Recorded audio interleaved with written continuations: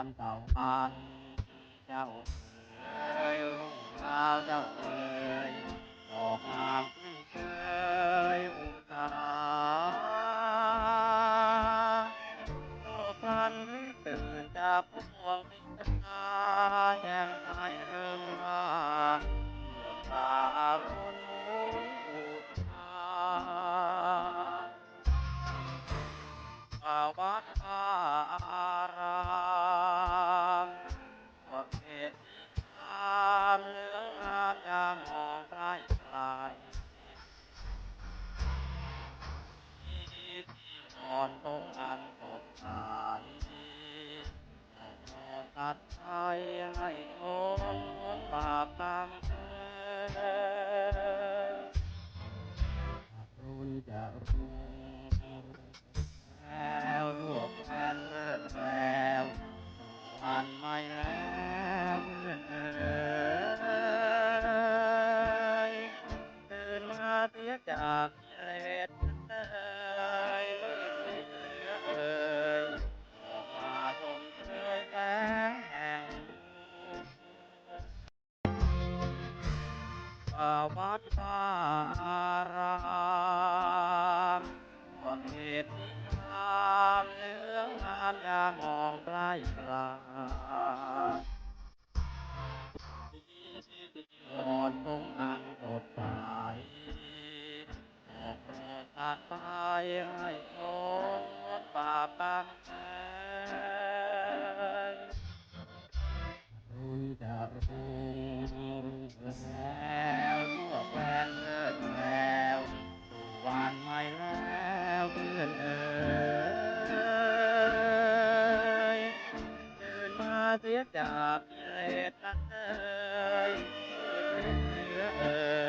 ยออกมาชมเชยแสงแห่ง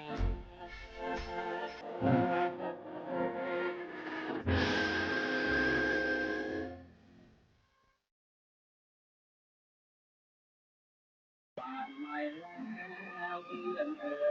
ย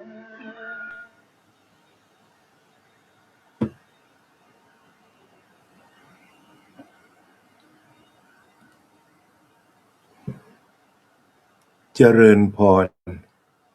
ท่านสาธุชนทั้งหลายรายการธรรมทานจากวัดพุทธปัญญาเมืองพโมนารัฐแคลิฟอร์เนียประเทศสหรัฐอเมริกามาพบกับท่านผู้ฟังท่านผู้ชมอีกวาระหนึ่งรายการธรรมทานจากวัดพุทธปัญญาพบกับท่านในวันที่18สิงหาคมพุทธศักราช2569ทบทวนคติธรรมเข้าพรรษานี้เพิ่มความดีแก่ตนเพิ่มความรักและความสุขแก่คนใกล้ชิดเพิ่มความดีเพิ่มอย่างไรเพิ่มความดีทางกายวาจาและใจเพิ่มความดีด้วยการละชั่วทำดี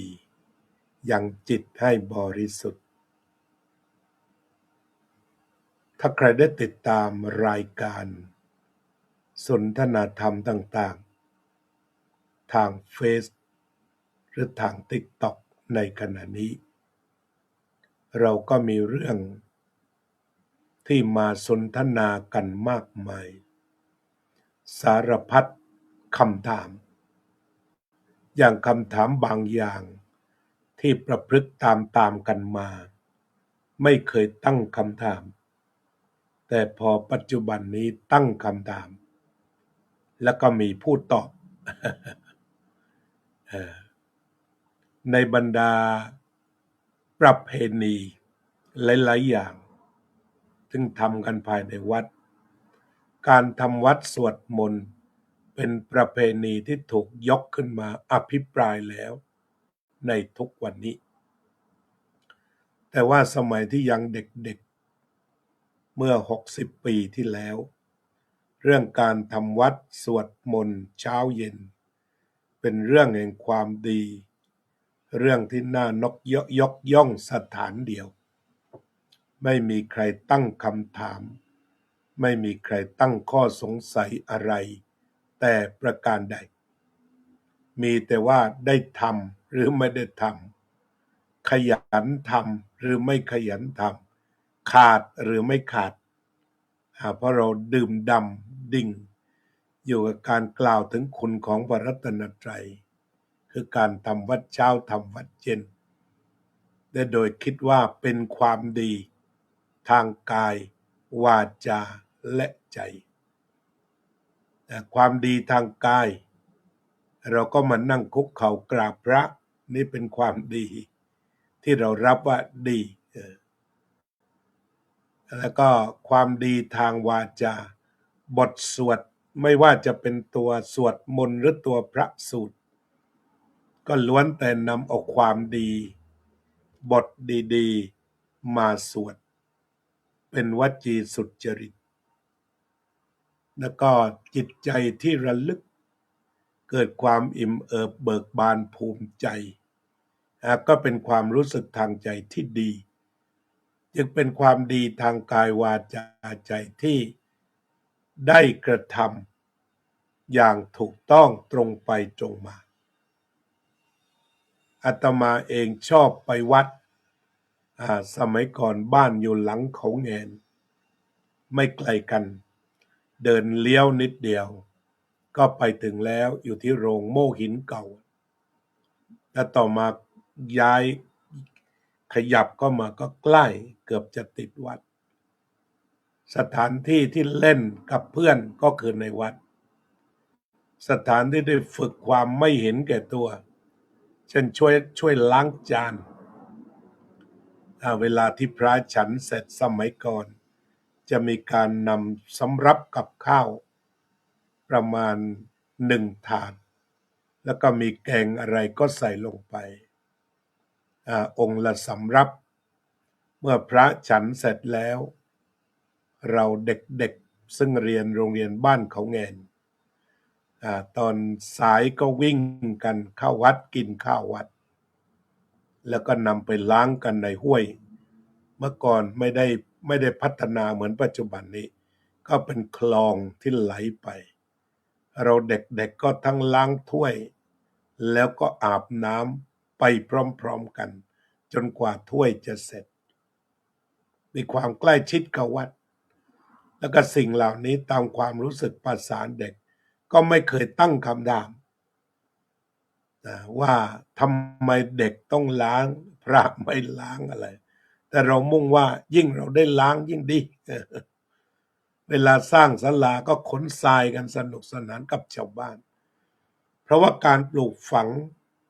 ให้คิดดีให้ไม่เห็นแก่ตัวไม่กลัวเสียเปรียบผ่านกิจกรรมการขุดถนนเข้าวัดขุดถนนเข้าหมู่บ้านแล้วก็พัฒนาเรื่องส่วนรวมนั้นถูกสั่งสอนอบรมทำกันมาสำหรับเรื่องทำวัดสวดมนต์นั้นชอบนักตี 3อย่างที่วัดเขาแงนสมัยนั้นตี 4จะตื่นขึ้นมาทำวัดกันละเราก็ชอบตีระฆังต้องตื่นตี 3 กว่ายังง่วงก็ต้องแอบอยู่ใกล้ๆระฆังตอนนั้นยังไม่มีหอระฆังก็แอบอยู่ตรงนั้นแขวนอยู่ที่ศาลานอนกอดไม้ตีระฆังเพราะกลัวว่าเพื่อนจะชิงเนี่ยตีเสร็จปูเสื่อปูสาดกวาดขยะกวาดทรายต่างๆเป็นศาลา อยู่กับพื้นบางทีช่วงเราไปนอนหมาก็นอนแทนก็มีก็จัดการกวาดเรียบร้อยปูเสื่อพระมาก็สวดมนต์ก็ทำกันมาอย่างนี้ไม่ได้เคยตั้งคำถามแต่พอปัจจุบันเนี่ยเขาก็มีการตั้งคำถามขึ้นมาส่วนมากจะอิงว่ามันมีในพระไตรปิฎกหรือเปล่าอันนี้ถูกถามเยอะมากแล้วก็บางอย่างตัดสินใจไปเลย ถ้าไม่มีในพระไตรปิฎกตัดทิ้งไปอันนี้กลุ่มหนึ่งเลยถ้าเห็นว่าไม่มีในพระไตรปิฎกก็ไม่ต้องทำกันเลยตอนนี้ก็มีคนมารณรงค์ไม่ต้องทำวัดกันแล้วเพราะมันพระพุทธเจ้าไม่ได้จัดไว้เรียกว่าถือตรงเป้ง โดยอ้างแบบนี้อันนี้เป็นกลุ่มใหญ่เลยว่าไม่ต้องทำวัดเพราะว่าพระพุทธเจ้าไม่ได้จัดเอาไว้เลย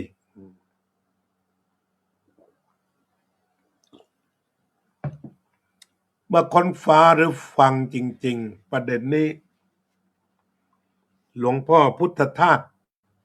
ซึ่งถือว่าเป็นนักปราชญ์ผู้มีพร้อมทั้งสุจิปุริทั้งการตั้งคำถามเป็นนักเขียนผู้ยิ่งใหญ่ท่านก็เคยบอกว่าการที่ใครกล่าวไว้ว่าทำวัดสวดมนต์ไม่มีในพระไตรปิฎกเป็นเรื่องจริงเป็นเรื่องจริงแต่ถ้าเราจะลองอ่านให้ลึกท่านว่างั้นเราก็สามารถสงเคราะห์ได้คำว่าสาธยายก็คือการทบทวนธรรมะอันนี้ใช้ได้เพราะถ้าเทียบในสมัยพุทธกาลพระเขาจะสาธยายธรรมได้พระสูตรอะไรไปพระต้องสาธยายตรงนี้ถูกต้องเลยก็คือเป็นการทบทวนฉะนั้นถ้าเราจะพูดให้ตรงกับพระไตรปิฎกเราก็บอกว่าเราก็นำหลักคำสอนของพระพุทธเจ้ามาทบทวนอันนี้ก็ถือว่าพอจะสงเคราะห์คนที่เคร่งพระไตรปิฎกกันได้เรียกว่าเคร่งแล้วก็เอามาตัดสินด้วยแต่คือแทนที่จะเอามาประยุกต์ให้มันดีขึ้นแต่ไปตัดสินคนอื่นผิดใครยังสวดอยู่ผิดหมดเลยผิดตามพระไตรปิฎกอันนี้ผิดข้อที่หนึ่งเพราะมันไม่มีในพระไตรปิฎกผิดข้อสองทีนี้ถ้าเราจะทำแบบหลวงพ่อพุทธทาสว่าต้องยกขาวเกี่ยวกับตัวที่พระพุทธเจ้าตรัสเพียงเท่านั้นมาสวดแต่ก็ปรากฏว่าบทสวดมนต์ไหว้พระเช้าเย็นของเรานั้นซึ่งทำสืบทอดกันมาเป็นหนังสือสวดมนต์ฉบับหลวงหรืออะไรก็ตามก็ผสมกันไปทั้งบทแต่งใหม่แล้วก็เป็นตัวพระพุทธวจนะโดยตรงทีนี้กลุ่มพุทธวจนะก็ออกมาชาร์จเลยทีเดียวว่าเอาเฉพาะที่เป็นคำพระพุทธเจ้าอันนี้ไม่เอาคำอื่นแต่ทีนี้อย่างคำอื่นก็คือคำที่ร้อยกรองไว้ไพเราะเช่นที่รัชกาลที่ 4ท่านจับมาเรียบเรียงก็ล้วนแต่นำเอาคำสอนของพระพุทธเจ้าทั้งนั้นคือไม่ยกมาทั้งดุลแต่ทีนี้อีกส่วนหนึ่งก็บอกว่าสวดได้อยู่แต่ต้องเอามาทั้งดุลไม่มีผสมไม่มีการตกแต่งในเชิงวรรณกรรมใดๆแม้แต่ธรรมจักรปวัตตนสูตรเอวเมสุตังก็ไม่ใช่แล้วเพราะว่าพระอานนท์กล่าวไม่ใช่พระพุทธเจ้ากล่าวอย่างนี้พอที่หัวหมอจะเอาแต่คำพระพุทธเจ้าอย่างเดียวมันต้องตัดทิ้งไปเยอะทำให้เราสูญเสียวรรณกรรมและภาษาทีเดียวผลที่จะตามมาตรงนี้ก็คือภูมิปัญญาถูกตัดตอนทีนี้ถ้าไม่เช่นนั้นทำอย่างไรเราก็เคารพผลงานของพระอานนท์เคารพผลงานของพระสารีบุตรและของอริยสาวกเสียทั้งหมดเราก็ไม่ใช่ว่าจะมีปัญญาเทียบพระอานนท์หรือพระสารีบุตรที่ไหนภาษาสมองมดอย่างเราจิตใจที่มันเล็กขนาดนี้เนี่ยมันจะไปรับอะไรคำสอนอันยิ่งใหญ่ได้ทั้งหมดอย่างไรฉะนั้นมันจึงมีคำว่าธรรมวิจยะ อันนี้ถ้าจะอ้างกันมันมีคำว่าธรรมวิจยะซึ่งแปลว่าเลือกเอาสิเลือกธรรมานุธรรมะปฏิที่มันสมควรที่จะทำได้เนี่ยอาตมาเนี่ยปัญญาน้อยสติน้อยก็เจริญสติให้มากนะแล้วก็เป็นคนที่เมื่อปัญญาน้อยทำอย่างไรก็ต้องขยันนะ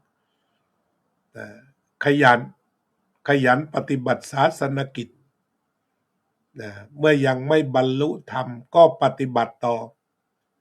วิถีใดๆที่สอดคล้องกันกับการปฏิบัติศาสนกิจก็พึงกระทำวิถีนั้นการทำวัดสวดมนต์ก็ดังที่กล่าวมาแล้วว่าพวกที่กอดพระไตรปิฎกเป๊ะก็มีเป็นพวกที่กอดเฉพาะคำของพระพุทธเจ้าอย่างเดียวก็มีและยืดหยุ่นก็คือว่ายอมรับถึงคำสรรเสริญพระคุณของพระพุทธเจ้าซึ่งฟังแล้วชื่นใจ ต้องบอกทีเดียวคำที่สวดสรรเสริญคุณพระพุทธองค์นี่ชื่นใจรู้สึกว่าความชื่นใจเหล่านี้เนี่ยมันกลายเป็น common sense หรือสามัญสำนึกของนักการศาสนาเขาจะต้องมีบทสวดเหมือนกันเลยเนี่ยเขาเรียกว่า praying ถ้าเป็นของฝ่ายเทวนิยม praying ของเราตะวันตกก็ช่วยเลือกคำให้ว่า chanting ก็คือสาธยายนี่เอง chanting เนี่ยสาธยายหรือ reciting ก็ได้แปลว่านำมาทบทวนต่างๆอาตมาก็พยายามเลือกคำที่จะใช้ให้เหมาะอยู่ ให้เหมาะอยู่พยายามใครเป็นผู้รู้ก็บอกได้เรื่องของการใช้ภาษาอังกฤษต่างๆก็ช่วยกันบอกมาช่วยกันตกช่วยกันแต่งเขียนอะไรเขียนหัวข้ออะไรไม่ค่อยสวยก็ปรับประโยคมาให้ก็จะจัดการให้ทีนี้ส่วนอาตมานั้นก็เรียกว่าเติบโตมาแบบนี้ตั้งแต่เด็กก็เห็นว่าชาวบ้านเองที่ไปวัดในวัน8 ค่ำ15 ค่ำก็สวดมนต์กันเป็นประจำคือต้องทำวัดเช้าแต่อย่างสมัยก่อนวัดขันเงินก็ตามวัดเขาแงนก็ตามวัดปราสาทนิกรก็ตามเขาก็จะมีการถวายภัตตาหารและที่เหลือพระฉันก็จะสวดมนต์ที่จำได้หรือว่าบางวัดก็ทำวัดเช้ากันซะก่อนแต่พระนี่ไม่ได้ทำด้วย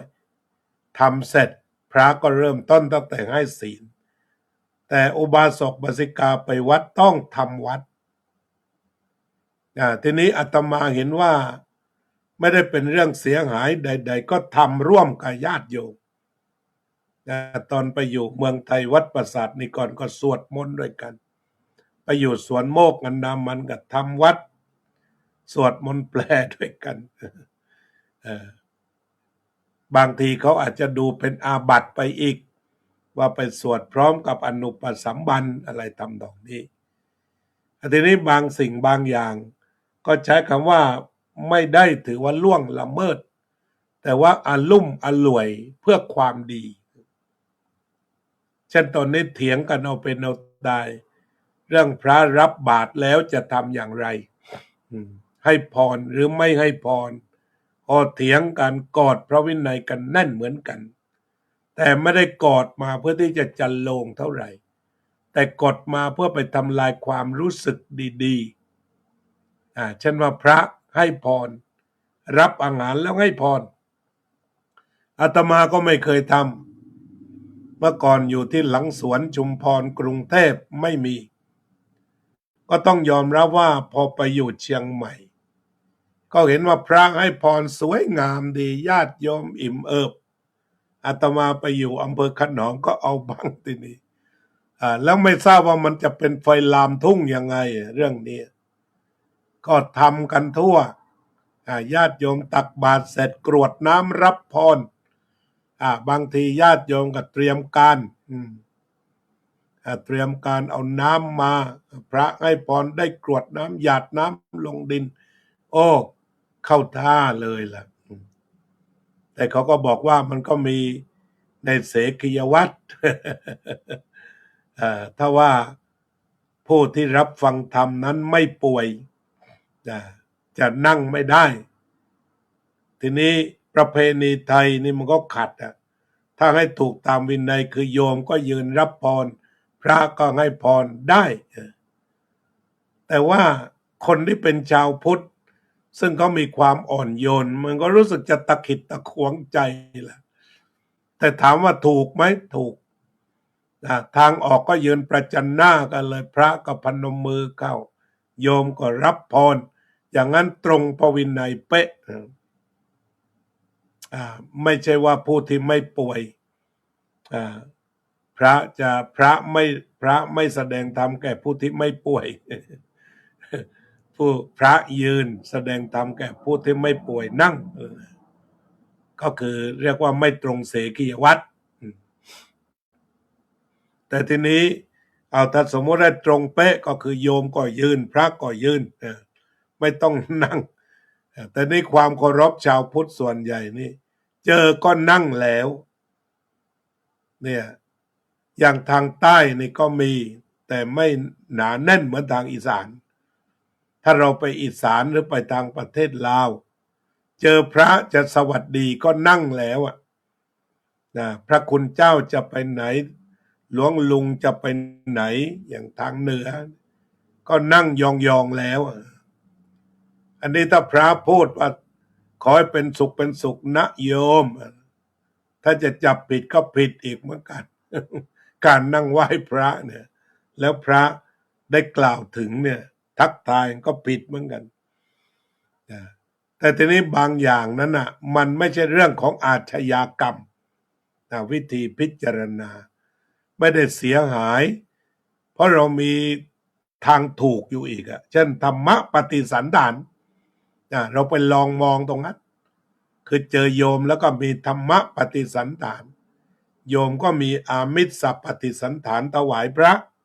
ถวายข้าวมาแล้วพระก็ใช้ธรรมะปฏิสันฐานกับโยมให้พรนี่พยายามตีความแบบอลุ่มอล่วยนะ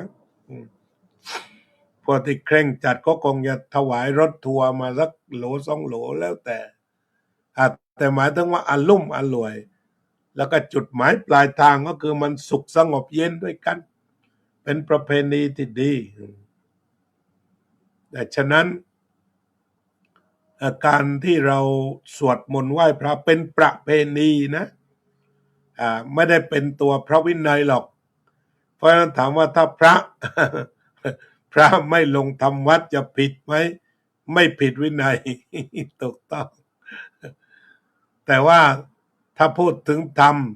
ก็ไม่ค่อยดีนักคือไม่สามัคคีเพราะว่าสิ่งที่เราได้รับที่สุดการทำวัดสวดมนต์คือได้สามัคคีในแต่ละวันนั้นพระได้พร้อมกันแล้วมาสรรเสริญคุณพระพุทธเจ้าเป็นเรื่องที่ประเสริฐแล้วก็ญาติโยมมาทำบุญวัดสวดกันอีกก็ได้มาสรรเสริญพระคุณของพระพุทธเจ้ากันอีกทีนี้ถ้าโยมแปลเป็นลองฟังดูเถิดชาวอิสลามเขาละหมาดเขาก็สรรเสริญพระเจ้าทางคริสต์ก็สรรเสริญพระเจ้าแล้วก็ทางเราก็สรรเสริญพระพุทธเจ้านี่แหละตั้งแต่อิติปิโสภควาไปนี่แหละอรหังไกลจากกิเลสเนี่ยเราสรรเสริญแบบของเราไม่ได้พูดว่าทรงมหิทธานุภาพอะไรมากมายแต่ว่าเนี่ยเป็นผู้ไกลจากกิเลสสัมมาสัมพุทโธตรัสรู้ชอบได้ด้วยพระองค์เองเป็นการประกาศศักยภาพของมนุษย์โดยมนุษย์เพื่อมนุษย์ นั่นก็คือเรื่องการมาสวดสรรเสริญพระคุณหลวงพ่อพุทธทาสก็ถือว่าท่านไม่ขัดข้องที่จะทำวัดเพราะท่านทำวัดสวดมนต์แปลท่านเป็นหนังสือที่เบสเซลเลอร์ขายดีที่สุดเราไม่ได้ว่าหลวงพ่อขายหนังสือแต่ว่ามันจะต้องลงทุนค่าใช้จ่าย มีคนซื้อไปมากที่สุดคือทำวัดสวดมนต์แปลสวนโมกข์แล้วหลวงพ่อก็ได้คัดเอาธรรมะต่างๆลงมาไว้อย่างครบถ้วนสวดมนต์ฉบับสวนโมกข์ที่วัดก็สวดฉบับสวนโมกข์แล้วก็แปลเป็นภาษาอังกฤษที่พระฝรั่งกลุ่มลูกศิษย์อาจารย์ชาก็แปลโดยใช้ต้นฉบับสวนโมกข์เพราะฉะนั้นก็เอาเป็นนั้นว่าไม่มีในพระธรรมวินัย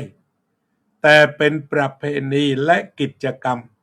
ที่ส่งเสริมการทำดีทางกายวาจาและใจส่วนใครจะหัวหมอต่อต้านให้ดูใจว่ามันออกมาจากความขี้เกียจหรือเปล่า ถ้าสาธยายพระไตรปิฎกอยู่ตลอดก็ไม่เป็นไรหรอก แต่ถ้าจะเอาเวลาไปเล่นไปสนุกสนานแล้วไม่สวดมนต์นี่ดิอันเนี้ยคือพูดในนามกิเลสพูดในนามขี้เกียจ ตอนนี้ก็มีหลายสำนักที่ออกมาพูดก็ขอคุยด้วยคนว่าคุณพูดความจริงทั้งหมดนั่นแหละไม่มีในพระไตรปิฎกหรือบทสวดบางสวดไม่มีในพุทธวจนะแต่ถ้าเราไม่ข่มขีกันได้ไหมเราไม่ด้อยค่าคนอื่นกันได้ไหมจะเป็นชาวพุทธที่อ่อนน้อมถ่อมตนและเมตตากรุณาต่อกันอะไรที่ทำให้คนมีความสุขแท้ไม่เบียดเบียนไม่ขูดเลือดขูดเนื้อไม่รีดไม่ไถแค่นั่งสวดถึงพระพุทธเจ้านะยอมกันได้ไหมประเพณีเหล่านี้ไม่ต้องล้มให้เสรีภาพก็นึกถึงประเทศอเมริกันเขาละเนื่องจากเขามีศาสนาหลากหลายเรียกว่าเป็นศาสนาเป็นวัฒนธรรมเขาเลยมีเสรีภาพในการนับถือและประกอบพิธีกรรมทางศาสนาของเราก็มีรัฐธรรมนูญให้เสรีภาพในการนับถือศาสนาฉะนั้นในทางมุสลิมเขาก็ไม่ตั้งคำถามว่าละหมาดมันเป็นยังไงแต่เขาก็ตั้งใจทำเพราะฉะนั้นชาวพุทธก็เอาเป็นเสรีก็แล้วกันถ้าจะตีความว่าไม่มีในพระไตรปิฎกไม่ทำก็คงจะต้องเลิกทำกันหลายอย่างการไปทอดผ้าป่าทอดกฐินคึกคักพวกนี้ต้องเลิกหมดเพราะกฐินมันมีผ้าผืนเดียวแล้วจะเอาผ้าขาวมาตัดขายกันเป็นล้านเนี่ยไม่ได้นะไม่มีในพระไตรปิฎกเหมือนกันนะอย่าพูดเอาแต่ประโยชน์พระวินัยต้องพูดเพื่อความเจริญของศาสนาเนี่ยอย่างเหมือนกลุ่มพุทธวจนะเนี่ยก็ปฏิเสธหลายอย่างที่ไม่มีพุทธวจนะแต่ไม่ปฏิเสธการค้าขายผ้าขาวในฤดูกฐินเอาไปดูพระกี่องค์ละทำไมใช้ผ้าเป็นพับใหญ่นั่นก็คือเอามาตัดขายทำไมตรงนี้หมายความว่าถ้าจะยืนโก่งคอกันว่าจะทำตามพระไตรปิฎกทุกอย่างดีอนุโมทนาแต่การเอาผ้าพับมาขายเพื่อทำกฐินเนี่ยมันเหมาะหรือไม่มันมีตรงไหนนี่แหละคือไม่ได้หมายความว่าเห็นคนอื่นทำอะไรที่ไม่ตรงใจตัวเองแล้วก็เอาสีข้างเข้าถูเอาพระไตรปิฎกมากันไว้แต่อะไรที่มันเป็นประโยชน์ตนก็ทำท่าเมินเฉยเป็นไปได้ไหมเราต่างคนต่างทำงานมุ่งตามที่พระพุทธเจ้าบอกเพื่อประโยชน์เพื่อความสุขของมหาชนใครทำอะไรได้ทำหรือเหมือนฤดูน้ำท่วมทุกปีทะเลาะกันทุกปีพระแจกข้าวหอกชาวบ้านได้หรือไม่เนี่ยอีกส่วนหนึ่งยกมือท่วมหัวดีอีกส่วนหนึ่งไม่ได้พระหุงไม่ได้แจกไม่ได้ให้ไม่ได้ทีนี้เราลุ่มอล่วยได้ไหมตั้งครัวในวัดทำข้าวห่อแล้วก็ไปแจกอาหารกับประชาชนผู้หิวโหยเนี่ย เราคิดว่าพระท่านเมตตาดีไหมเพราะเมตตาเนี่ยมันยิ่งใหญ่พระพุทธเจ้าตรัสว่าแผ่เมตตาครั้งเดียวมีอานิสงส์มากเหลือเกินฉะนั้นเมตตากายกรรมเมตตาวจีกรรมเมตตามโนกรรมที่มันออกมาแล้วเนี่ยเราเมตตาต่อกันดีไหมไม่ถึงกับว่าปัดแข้งปัดขาอะไรกันมากมายแล้วก็เวลาชี้ก็ยินดีฟังไม่จะชี้ไม่ได้แต่ทีนี้ชาวพุทธเนี่ยอย่าเอาเรื่องพระธรรมวินัยมาถล่มกันเลยอย่าให้มันเกิดสงครามวิวาทะกันมากไปอะไรที่พอจะไปได้และดูจุดประสงค์ว่ามันเป็นความสุขมันเป็นประโยชน์ก็ทำร่วมกันหรือต่างคนต่างทำก็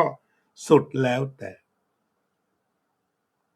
อันนี้ก็มีหลายประเด็นที่จะคุยกันให้ญาติโยมได้ฟังวันนี้คุยเรื่องนี้เรื่องของการสวดมนต์ก็ไม่หวงหรอกถ้าใครจะมาแจมมาคุยได้ว่าเห็นชอบหรือไม่เห็นชอบเป็นอย่างไรเพราะโลกปัจจุบันเป็นโลกที่จะต้องเปิดหัวใจอย่างกว้างขวางในทางศาสนาจะขัดแย้งกันง่ายและจะรุนแรงขึ้นที่ทำยังไงจะมองศาสนาในแง่เครื่องมือสร้างประโยชน์สุขสองตัวประโยชน์และความสุขและสันติภาพเราก็พิจารณากันไปเถอะว่ากิจกรรมอะไร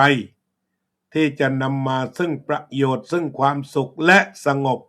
ทั้งภายนอกภายในก็ช่วยกันพิจารณา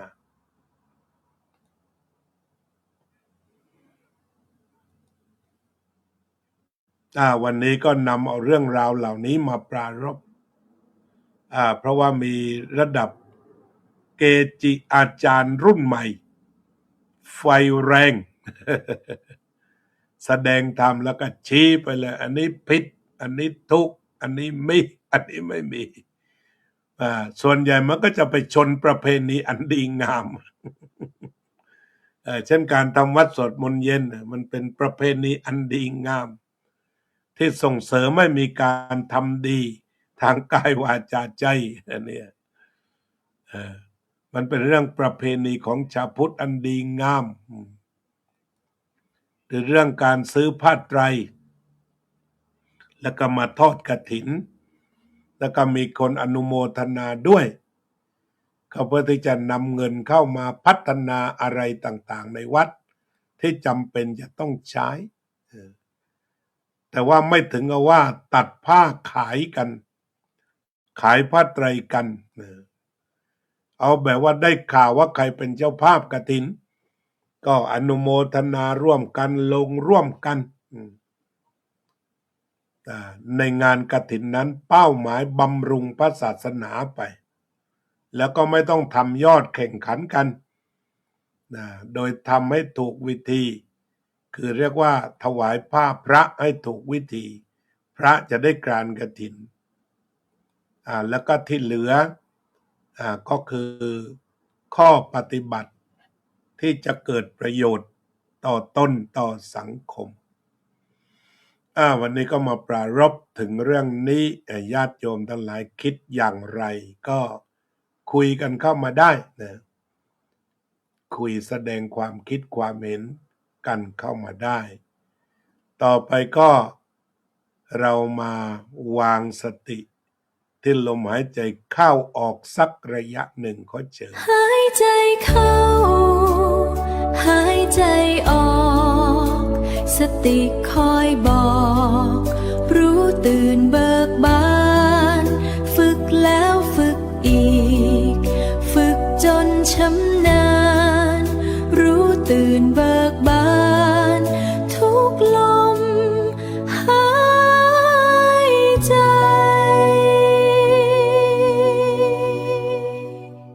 หายใจเข้าหายใจออกสติคอยบอกรู้ตื่นเบิกบานฝึกแล้วฝึกอีก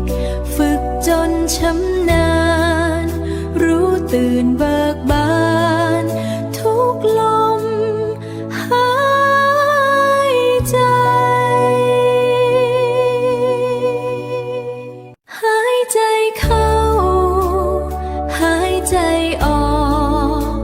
สติคอยบอก รู้ตื่นเบิกบาน ฝึกแล้วฝึกอีก ฝึกจนชำนาญ รู้ตื่นเบิกบาน ทุกลมหายใจ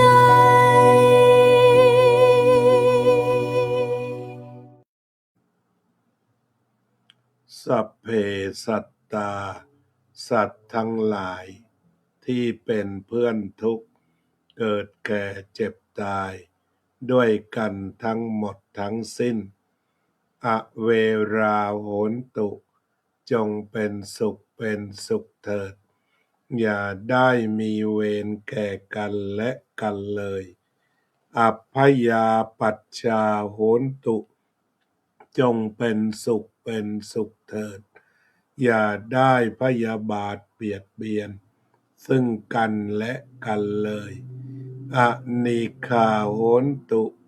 จงเป็นสุขเป็นสุขเถิดอย่าได้มีความทุกข์กายทุกข์ใจเลย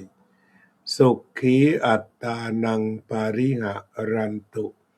จงมีความสุขกายสุขใจรักษาตนให้พ้นจากทุกข์ภัยทั้งสิ้นเถิดอภิวาทนาสีลิสะนิจจังวุธาปจายโนจัตตารโอธรรมาวัฏฏันติอายุวันโนสุขังภะลัง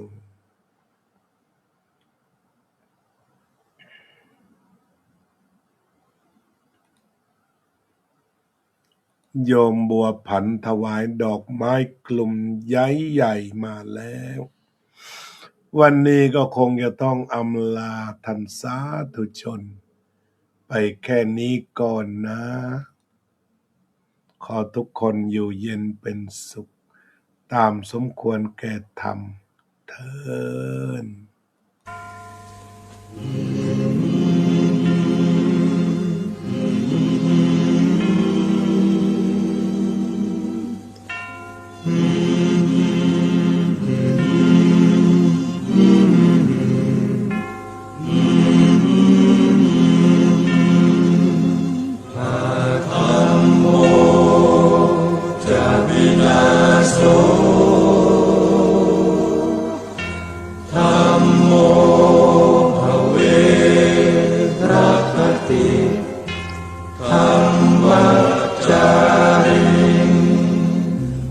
พุทธอ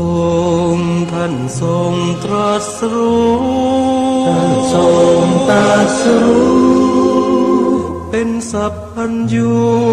ตรัสสอนความจริงว่าธรรมะย่อมชนะทุกสิ่งเป็นที่พึงพิงแก่ผู้ประพฤติชอบธรรมธัมโมจะวินาโสธัมโมภเวรัคติธัมมัจจาริอำนาจใดๆก็ตาม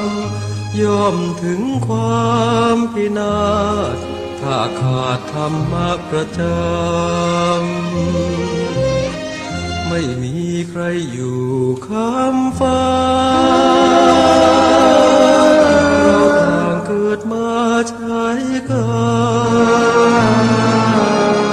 จงอยู่ในศีลในธรรมคิดทำแต่กรรมที่ดี